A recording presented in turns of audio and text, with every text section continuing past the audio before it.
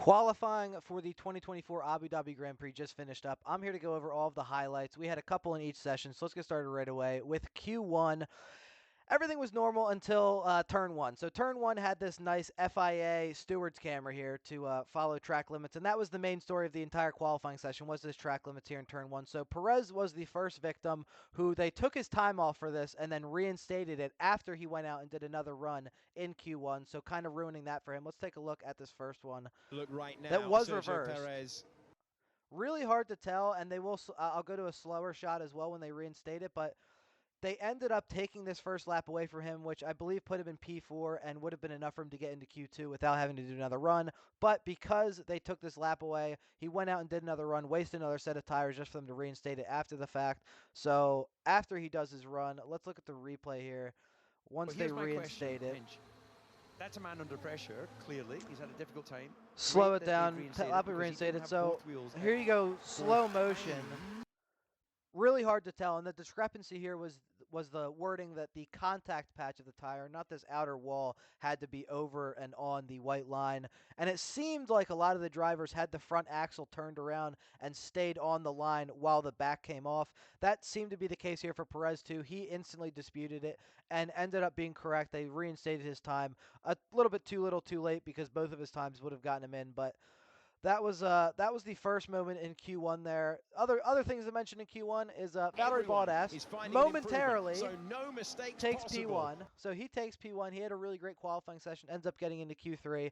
And to finish out Q1 for the final runs, Lewis Hamilton, unfortunately for him, picks up a bollard that's knocked down by Kevin Magnussen and drags it around for his entire lap and ends up getting knocked out in P18, most likely because of that. Watching it live, you didn't really know the entire time until after the fact, and they started showing these shots, and you could see he was dragging around a fucking bollard the whole time, so that might slow you down a little bit. Magnussen was off the racing line around one of the last turns, and after one of the Red Bulls cleared, he went through and kind of took the shortcut, went over the curb, and knocked over the bollard. Hamilton happened to come through right after that, pick up the bollard, and drag it around for his entire lap. So literally got it under his car right before the lap started. Couldn't even do anything about it. I don't even think he knew, and dragged that around the whole time. So that's going to be your final knockouts for Q1. Albon, Guan Yu Zhou, Hamilton in P18. Last run in Mercedes. Not a great run, and just bad luck, too. So hopefully that's not, a sign of what's to come Ferrari for him, because that's pretty terrible. Colapinto down to 19. Terrible run for him and Williams as well. And Jack Doohan, probably not unsurprisingly, in 20th. So yeah, a little bit of shit went down Q1. We're going to have a bit more shit in Q2. So I did want to look at this, too, because before Q2 even started, we see Valtteri Bottas' cooling system. Okay, and so it's literally, so it wasn't the entire it's like raining on him. Round, Sauber's the only one that has this cooling system where it has this kind of lid and the ice up there. And it's like practically, it's like all over his. It's like raining on him, dude. I've never seen that. Why would they? Usually the guys have the tube of like cold air. I don't know what the fuck they're doing here, but anyway, just thought that was worth mentioning. But Q2 gets started. Everyone went out pretty early for their runs because I think most of the top runners saved a set. Everyone goes out about the same time here at about 12 minutes left. That path. Russell. Oh, that was another thing. Yeah, impeding Lawson, very clearly impeding him on a fast lap, not like a slow lap like him with Verstappen.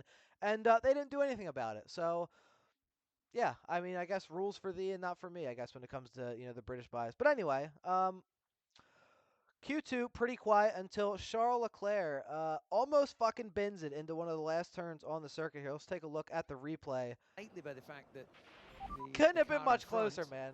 Couldn't have been much closer. Nearly crashed in. Sounds pretty calm, but that was a big wiggle there coming into a pretty high-speed turn and a tight wall there. Not a lot of room for runoff. Obviously, no room for runoff. So tight moment for him there. That was the main thing that happened in Q2. Q2 was pretty quiet, and then Q3 picked up a little bit. After the first runs here, we have Verstappen ahead of both McLarens, Norris and Piastri. Tsunoda in fourth, Sainz, Hulkenberg in sixth. He had a great qualifying as well. Russell, Lawson, Perez, and Leclerc. Round out your top 10 to start the the final runs of Q3. Valtteri Bottas again, guys. Had an amazing run. Let's go to the clip here. Teammate. As Leclerc's lap it's gets Yuki deleted Tsunoda for on track limits, and we'll take a the look at that brink. as well. So does the driver. Bottas comes across, and it gets in ahead of Perez too. So just really embarrassing for Perez once again. And let's take a look at the Charles Leclerc track limits. It was the exact same spot, and unfortunate. Really hard to tell again, but let's see. That looks pretty clear to me. So a little bit more clear than the Perez one. As you can see, that blue, there's nothing touching the white on either side. All four wheels off the line, and that's going to be Leclerc's qualifying and essentially his race over as well. He is having a 10-place grip penalty because he had to replace his energy unit, and that's essentially going to end the constructors' run for Ferrari as well with that qualifying there. So tough for them. Your final grid for Q2, your knockouts are Tsunoda in 11th, Lawson in 12th, Stroll in 13th, Leclerc in 14, and then he's going to have a 10-place grid penalty. So I imagine probably a pit lane start, probably going to fix some stuff on that car and starting from the pits, might as well at that point. And Magnussen in 15th, with Sainz taking P1, Verstappen P2, Hulk P3, and Gasly P4 ahead of both McLarens.